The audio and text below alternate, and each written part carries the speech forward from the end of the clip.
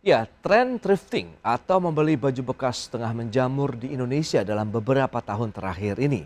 Pasalnya, barang yang dijual sebagian besar berupa pakaian dan memiliki harga yang sangat murah. Berbagai kalangan menilai produk pakaian bekas dapat mengancam industri tekstil di dalam negeri. Menteri Perdagangan Zulkifli Hasan memastikan pemerintah melarang bisnis baju bekas impor yang masuk ke Indonesia dari luar negeri seperti thrifting. Jika masih nekat, pihaknya akan langsung sita dan basmi.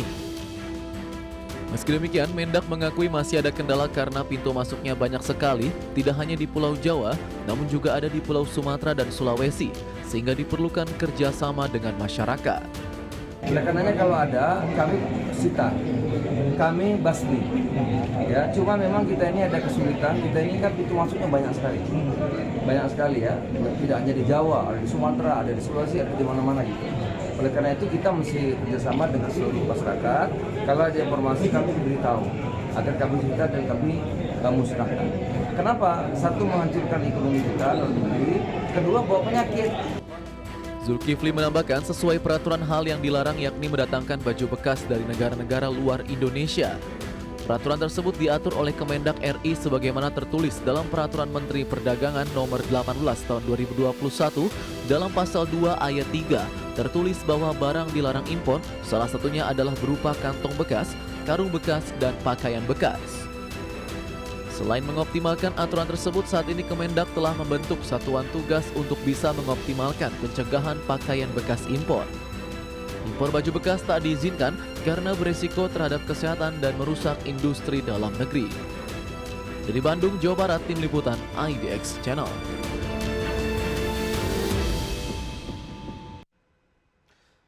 Baik pemirsa, untuk membahas tema kita hari ini, waspada impor baju bekas makin marak, sudah tersambung melalui Zoom bersama dengan Bapak Redma Gita Wirawasta. Beliau adalah Ketua Umum Asosiasi Produsen Serat dan Benang Filamen Indonesia. Selamat pagi, Pak Redma. Pagi Mas. Ya, salam sehat Pak. Sehat, alhamdulillah sehat. Itu dia, baru saja disampaikan begitu. Menteri Perdagangan Julhas langsung melarang. Tapi kalau kita lihat larangan ini akan efektif atau tidak, mengingat sudah beberapa tahun terakhir banyak sekali begitu ya oknum-oknum yang melakukan importasi pakaian bekas ke Indonesia, Pak Redma. Bagaimana review Anda sejauh ini? Iya, memang kalau pakaian bekas kan importasinya dilarang ya peraturan yang terakhir, peraturan di Permendaknya. Bahkan dari tahun 2000, kalau nggak salah dari tahun 2000-an itu sudah ada larangannya gitu. Tapi kan aturan hanya aturan, apa artinya aturan kalau tanpa penindakan hukum yang tegas. Ini kan tidak pernah ada penindakan hukum yang tegas, jadi makin lama makin marak dan semakin terbuka. Sudah semakin terbuka pun saya kira peraturannya ada, tapi penindakan hukumnya tidak pernah tegas gitu ya. Jadi ya yang asalnya kecil menjadi marak, makin terbuka, makin besar dan makin mengganggu. Dan sejauh ini menurut pandangan dari Pak Redma dan juga teman-teman produsen tekstil dan produk tekstil, bagaimana sih besaran atau banyaknya pakaian impor ataupun produk-produk tekstil yang didatangkan secara ilegal ke Indonesia sejauh ini ya? Menurut Anda apakah sudah sangat masif begitu? Ini udah sangat masif ya. Karena kalau dilihat dari, kalau kami hitung-hitung proyeksi kami persentase berapa persen. Jadi kalau kita bicara yang ilegal itu setahun itu sekitar 300 sampai 400 ribu ton ya, yang masuk, yang ilegal proyeksi kami hitung-hitungan dengan supply di mana. Yang ilegal, pakaian yang ilegalnya itu sekitar 25 sampai 30% dari yang ilegal itu. Artinya sekitar lebih dari 100 ribu, sekitar 100 sampai 150 ribu ton pakaian bekasnya sudah masuk ke Indonesia. Nah, lantas seberapa kuat juga dari hadirnya tadi barang-barang impor ilegal ini bisa menghantam produk tekstil dan tekstil sendiri di Indonesia? Sejauh ini kalau kita lihat kan memang harganya lebih murah begitu Pak Redma. Kemudian tadi sudah disampaikan juga Pak Julhas, banyak sekali sebenarnya ya dampak negatifnya bagi produksi, industri, dan juga tadi disebutkan ada penyakit yang kemungkinan juga terbawa ke Indonesia. Iya, yang penyakit itu sudah pasti ya. Karena kan pakaian bekas ya. Pakaian bekas kalau kita lihat, kalau kita datang misalkan ke Pasar Senen itu begitu datang udah baunya bau jamurnya udah sangat-sangat kental sekali. Artinya di situ jamurnya sangat-sangat banyak. Itu dari sisi penyakit. Dari sisi mengganggu kinerjanya yang paling terganggu sebetulnya adalah teman-teman IKM, karena kan pakaian bekas ini head to head dengan produk-produk pakaian yang diproduksi oleh teman-teman IKM. Karena kan dari 101,8 konsumsi produksi garment, 500 ribunya diekspor. Nah sisanya sekitar 1.300 ribu ton atau 1,3 juta ton itu 80-90% itu diproduksi oleh teman-teman IKM. Nah ini jadi langsung head to head dengan produk-produk yang diproduksi oleh teman-teman IKM. Tentu teman-teman IKM juga kan beli bahan bakunya dari industri dalam negeri ya, dari kain dalam negeri, benang dalam negeri. Jadi mengganggunya bukan hanya teman-teman IKM, tapi terus sampai ke hulunya, bahkan sampai ke industri petrochemical yang merupakan bahan baku dari serat buatan di Indonesia. Jadi mengganggunya terus hulu sampai hilirnya itu sangat-sangat terganggu. Meskipun yang head to head langsung mengganggu itu mengganggu teman-teman IKM. Tapi kalau Anda katakan di awal memang ini penegakan hukumnya yang kurang tegas begitu. Mengingat payung hukumnya sendiri bagaimana? Apakah memang tidak ada tindakan yang dalam artian masuk dalam ranah pidana begitu sehingga tidak membuat efek jera yang cukup kuat? Ya payung hukumnya sebetulnya harusnya ada pidana ya. Tapi kayak gini ya, yang jadi masalah itu kan yang dilarang itu importasi pakaian bekasnya. Sedangkan peredarannya itu belum ada larangan. Peredaran penjualan pakaian bekas itu nggak ada larangan, karena setelah itu masuk ke pasar kan mungkin juga tercampur dengan pakaian-pakaian bekas yang dari lokal ya. Kalau pakaian-pakaian bekas yang dari lokal sih nggak banyak, sangat-sangat tidak banyak. Nah yang kelemahannya adalah di situ tidak ada pelarangan peredaran pakaian bekas impor. Tapi sebetulnya teman-teman perdagangan kan bisa pakai tools lain ya. Kalau memang berniat untuk menyelesaikan permasalahan. Karena teman-teman perdagangan itu punya peraturan barang beredar. Salah satunya adalah labelisasi bahasa Indonesia. Kalau kita lihat barang-barang impor bekas ini kan bukan dari Indonesia ya. Artinya label bahasa Indonesia pasti nggak ada. Nah dari situ saja sebetulnya Kementerian Perdagangan sudah bisa menindak pedagang-pedagang yang menjual barang tanpa label bahasa Indonesia. Yang kedua masalah SNI untuk pakaian bayi dan anak-anak. Kalau pakaian bekas pasti nggak ada SNI-nya, itu sudah bisa langsung ditindak. Nah dari situ sebetulnya bisa jadi pintu masuk untuk men-tracing ke atasnya. Ini distributornya siapa? Nah nanti juga akhirnya sampai ke importirnya. Nah di situ juga baru bisa kena pasal importasi barang ilegal. Jadi sebetulnya itu bisa dilakukan, tapi ya tergantung pemerintah. Kalau pemerintahnya mau, dengan payung hukum sekarang pun harusnya sudah bisa dilakukan. Tapi kalau itu ya, kalau serius ya, harusnya sudah bisa dilakukan penegakan hukum itu.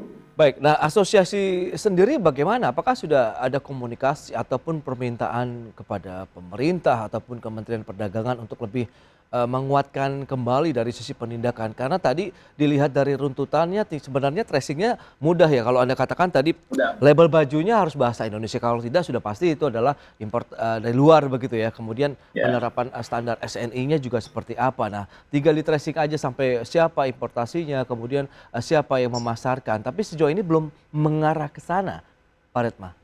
Belum mengarah ke sana ya. Bahkan kalau kita melihat ada ya beberapa, kami juga apresiasi ya teman-teman Kemendak juga ketahuan itu masih dalam truk, importasi balnya ketangkap gitu ya. Ketangkap, terus disita, terus dibakar misalnya. Tapi nggak pernah di tracing ke atasnya, siapa sih importirnya.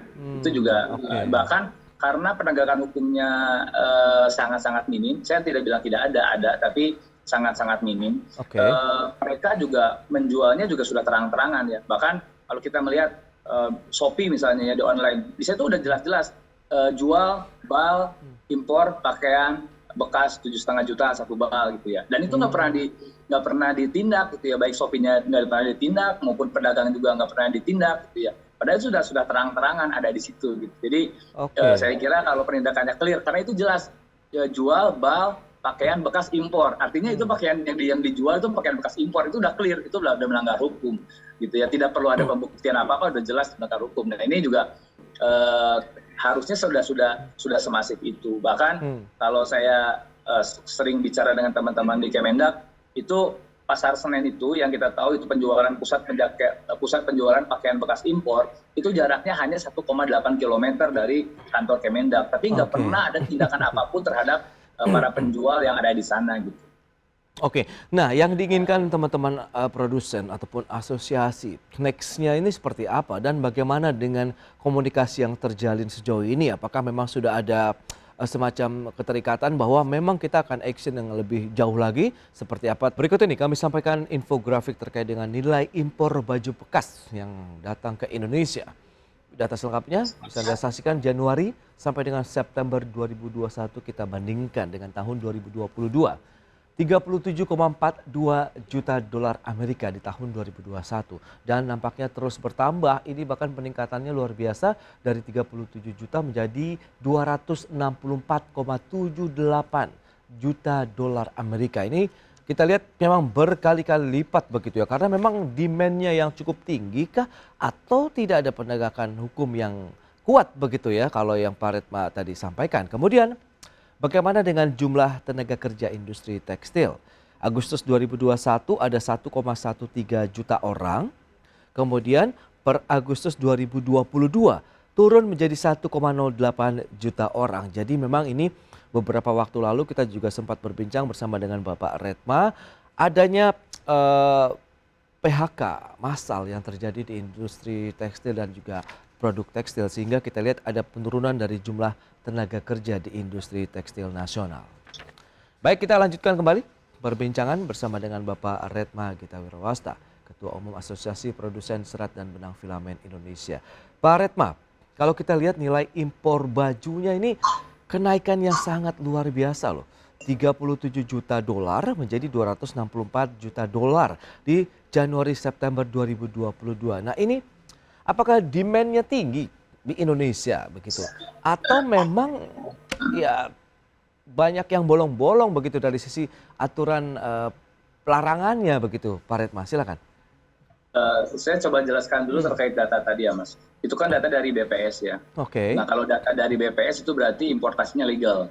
Jadi Legal, oke. legal kalau karena kan dicatat di BPS, artinya itu masuk ke bea cukai dan legal. Dan kalau yang legal ini kan jumlahnya 64 juta US dollar itu sih kecil sih. Artinya Baik. kalau di tonase itu hanya sekitar 10.000 ton. Oke. 10.000 ton itu biasanya yang legal, impor legal ini digunakan untuk untuk recycle. Untuk recycle. Jadi itu sih nggak masalah. Nah kalau yang jumlah sebetulnya kan itu kan 10 kali lipat dari situ ya. Itu kan ada 150 ribu ton, 15 kali lipat bahkan dari nilai importasi yang yang dicatatkan di BPS. Nah itu yang illegal gitu. Jadi memang yang ilegal ini yang jadi masalah. Karena kalau yang legal itu kan ada izin khusus dari Kementerian Perdagangan untuk dijadikan recycle. Dan tidak mengganggu kalau kita lihat terkait dengan pangsa pasar maupun produksi dari produk-produk tekstil kita terkait dengan baik yang legal tadi, karena mungkin nilainya kecil begitu ya Pak Redma? Ya itu nggak mengganggu karena kan nanti kan dibikin lagi benang Mas. Jadi dibikin lagi benang, dicaca, dibikin benang, nanti baru dibeda. Itu kan ada tenaga kerjanya yang cukup banyak di situ sampai nanti jadi garmen lagi gitu. Jadi memang dijadikan kembali ada proses daur ulang di sana begitu ya untuk yang legal tadi. Nah, sekarang kembali lagi yang ke ilegal. Nah ini bagaimana tadi kalau kita lihat komunikasi yang terjalin sejauh ini sudah kemana saja dan tanggapan dari pemerintah sejauh ini juga seperti apa? Karena tadi Pak Julhas sudah menekankan memang ada larangan, tapi apakah hanya sebatas larangan saja tanpa penegakan hukum yang lebih kuat begitu? Kayaknya berat juga ini Pak Redma. Iya, sebetulnya ini sudah jadi kesimpulan rapat terakhir kami di Kemenko. Jadi rapat kami terakhir di Kemenko. Dan waktu kemarin kan disimpulkan masalah apa aja yang terjadi di pasar domestik. Salah satunya adalah importasi pakaian bekas. Jadi ini sudah jadi prioritas seharusnya. Dan kami mengharap setelah ini menjadi kesimpulan rapat, menjadi prioritas untuk penyelesaiannya. Kami harap kementerian terkait, Kemendak, Kemenko, Kemenperin dan teman-teman aparat penegak hukum bisa langsung berkoordinasi untuk segera menyelesaikan permasalahan ini. Jadi jangan terlalu lama gitu ya, karena ini sudah jadi keputusan rapat waktu itu. Jadi ya, Kementerian Perdagangan juga sudah komitmen untuk melakukan penindakan ya terhadap penjualan pakaian impor bekas tadi dengan aparat penegak hukum. Dan sejauh ini menurut Anda sudah efektif dan optimal, Pak Redma? Sangat jauh ya dari harapan kami ya. Jadi kami Oke. harap memang kalau sekarang kan kami melihat hanya Kemendak saja yang turun tangan. Ya Kemendak datang melihat ada informasi, mendengar ada informasi pakaian bekas datang gitu ya, sudah terdistribusi. Nah ini baru Kemendak yang turun tangan. Tapi kan ini kan sudah masif ya. Artinya Kemendak sendiri saja tidak cukup. Artinya perlu tadi saya setuju kalau misalkan Pak Zul membentuk satgas khusus yang terdiri dari aparat penegak hukum, teman-teman di birokrasi, bahkan kalau perlu kami swasta pun bisa bantu gitu ya. Tapi tetap kan yang jadi core-nya kan tetap pemerintah. Saya kira kalau misalkan itu sudah bisa dibentuk satgasnya dan bisa berjalan secara efektif, baik yang penjualan offline maupun penjualan online, dan kita bisa langsung terobos di tracing sampai importirnya, saya kira akan masalahnya bisa kita selesaikan. Nah, tapi kan ini yang terjadi itu hanya penyelesaian secara sporadis kasuistik gitu ya, dan tidak sampai ke importirnya. Nah, padahal kalau kita lihat sanksi yang dikenakan terkait dengan larangan penjualan pakaian bekas ini ada kurungan penjara 5 tahun, kemudian dendanya 5 miliar rupiah. Nah, menurut Anda apakah sudah ada oknum yang terjerat dengan hukuman Belum tadi? ada. Oh, oke. Saya belum mendengar ada yang terjerat oknum ya, karena memang tracingnya nggak sampai atas gitu. Kalau penjual itu nggak bisa dihukum, karena nggak ada larangan penjualan. Iya. Soalnya pakaian bekas nggak ada larangan. Yang larangan itu kan ada importasinya. Yang dan dihukum itu orang-orang yang mengimpor. Nah ini nggak pernah ada penyelesaian kasus ketika ditangkap misalkan di peredaran, nggak pernah terus di tracing sampai ke atas gitu ya. Jadi importirnya tidak pernah terkena apa-apa. Oke, nah lantas teman-teman asosiasi juga adakah saran atau rekomendasi yang diberikan begitu? Karena kan ini pemantauan Kementerian Perdagangan juga mengaku kesulitan. Tadi mungkin jalan-jalan tikus yang digunakan oleh importir pakaian bekas tadi, kemudian juga secara perorangan sehingga tidak terpantau dengan sangat ketat begitu ya Pak Redma. Ya pemirsa, semakin menarik perbincangan kita terkait dengan importasi pakaian bekas ilegal begitu ya. Memang ini sudah sangat mengganggu sekali dengan pangsa pasar bagi produsen tekstil dan juga produk tekstil di Indonesia.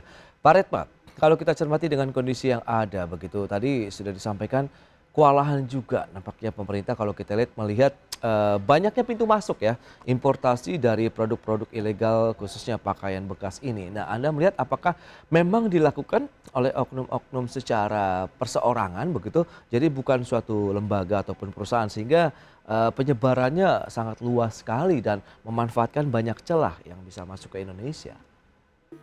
Ya, ini memang dilakukannya oleh oknum perseorangan, jadi bukan perusahaan ya. Tapi makin lama kan kalau kita melihat dari rantainya, mungkin yang import itu tidak banyak juga ya, tidak sampai ratusan ya yang punya akses impor. Mungkin juga nggak sampai puluhan, mungkin hanya sekitar 30 sampai 40 orang ya yang punya akses impor, yang punya link di luar negeri untuk menadah barang-barang import ini gitu. Nah tapi kan makin ke bawahnya kan makin besar gitu, yang dari sekitar 30-40 orang ini juga penadah di dalam negerinya juga, nah itu sudah ratusan. Nah penadah dalam negerinya masuk ke pasar udah ribuan gitu ya, sudah ribuan orang dia. Jadi yang jualan di pasar tuh sudah ribuan, bahkan puluhan ribu orang mungkin yang menjual. Jadi saya kira ketika kita membereskan yang ratusan ribu, yang puluhan ribu orang itu nggak akan beres-beres. Tapi kalau kita bisa tracing sampai ke atas, sampai ya ke yang 30, 40 orang itu sampai ditangkap, itu sudah bisa selesai masalah sebetulnya. Tapi kan nggak pernah nyampe ke sana gitu tracingnya. Itu dia. Nah kalau kita lihat sebenarnya dari negara mana sih dan seberapa mudahnya importasi pakaian bekas ini ke Indonesia Pak Redma, sehingga cukup banyak juga kalau Anda katakan ini adalah secara perorangan. Ya kalau menurut pantauan kami, ini yang paling besar itu dari Eropa dan dari Jepang ya. Nah yang dari Eropa ini sebetulnya adalah charity ya, mereka charity sebetulnya, mereka charity yang harusnya disumbangkan ke negara-negara Afrika. Tapi mereka pilah, ada yang dipilah, di sana juga ada oknum yang memilah. Kalau yang agak bagus itu larikannya ke negara Asia, yang Indonesia yang paling banyak masuk. Yang jelek-jelek itu masuknya ke Afrika sebagai charity. Nah, sempat juga kan ada beberapa negara di Afrika yang protes sama Eropa, kok charity tapi kok sama sekali nggak bisa dipakai karena udah jelek-jelek. Ya pasti, karena yang bagus-bagusnya kan dipilah dijual ke Indonesia. Nah, ini juga masuk lewat pelabuhan-pelabuhan. Dia singgah dulu di pelabuhan-pelabuhan di sekitaran termasuk di Malaysia ya, dia singgah juga, termasuk di Malaysia di Pulau Kalimantan kalau yang itu dari Jepang gitu ya, singgah juga, dan nanti baru masuk ke Pulau Jawa gitu. Oke, jadi sebenarnya tidak hanya Indonesia ya pangsa pasar dari produk impor tekstil ataupun pakaian bekas ini, Pak Retma? Tidak hanya Indonesia, tapi Indonesia yang paling besar. Oke, nah itu dia. Berarti adakah demand yang cukup tinggi di Indonesia, dan mengapa hal ini terjadi? Berarti kan memang ada permintaan yang cukup tinggi, kemudian competitiveness harganya ini yang perlu dipertanyakan berikutnya, Pak Retma. Iya betul, memang yang jadi masalah ini kan dulu itu memang market mereka kan kelas bawah ya, karena yang murah-murah gitu, murah-murah dan bekas, karena yang menengah ke atas juga nggak mau pakaian-pakaian bekas. Tapi makin lama kan pakaian yang masuk kan branded ya, dan karena terjadi pembiaran, maka yang awalnya hanya kebutuhan untuk kelas menengah ke bawah, jadi gaya hidup. Karena kan kalau kita lihat thrifting kan jadi gaya hidup. Mereka merasa keren gitu ya memakai pakaian branded meskipun itu bekas gitu. Tentu harganya sangat-sangat miring ya. Sebetulnya yang kami khawatirkan kalau dari sisi industri itu unfairness-nya sebetulnya yang kami nggak terima. Karena mereka kan sudah murah, sudah bekas, dia masuk nggak bayar pajak, dia masuk nggak bayar bea masuk gitu. Sedangkan kita yang pakaian baru harus bayar itu semua. Jadi unfairness kan terjadi Adilan. level yang berbeda gitu. Itu yang kami protes kepada pemerintah gitu. Oke. Terakhir, harapan dari teman-teman produsen ataupun asosiasi sendiri di tahun 2023, mengingat ini juga tahun yang penuh tantangan, Pak Retma. Anda melihat optimisme untuk industri tekstil dan produk tekstil bagaimana? Ya, memang sesuai dengan rapat kita terakhir di Kementerian Perekonomian, itu tahun ini mau nggak mau pasar domestik yang harus menjadi andalan kita untuk bisa bertahan, karena ekspor sendiri kan belum ada kepastian apakah bisa atau enggaknya kita bisa improve di sana. Yang pasti pasar dalam negeri. Nah, pasar dalam negeri salah satunya importasi pakaian bekas ini yang harus segera ditanggulangi. Maka harapan kita kepada pemerintah serius dan segera membentuk satgas untuk di pasar dalam negeri ini, agar satgas ini bisa bekerja lintas kementerian termasuk dengan aparat penegak hukum untuk menindak tegas oknum-oknum di lapangan, dimulai dari penjualnya sampai distributornya sampai nanti ke importirnya gitu, sehingga ada efek jerah. Ini kan sama sekali nggak ada efek jerah, makanya mereka sangat-sangat terbuka gitu ya melakukan transaksi-transaksi penjualan pakaian bekas impor ini. Oke, itu dia. Semoga juga ada solusi yang ditawarkan oleh pemerintah meskipun tidak mudah, tapi kalau bersama-sama kita bisa berantas dari importasi barang ilegal tadi, karena memang ini tentunya akan sangat mengancam juga dari produksi dalam negeri begitu. Pak Retma, terima kasih banyak atas waktu dan sharing yang Anda berikan kepada pemirsa. Selamat melanjutkan aktivitas Anda kembali. Salam sehat, Pak Retma. Terima kasih, Mas. Ya.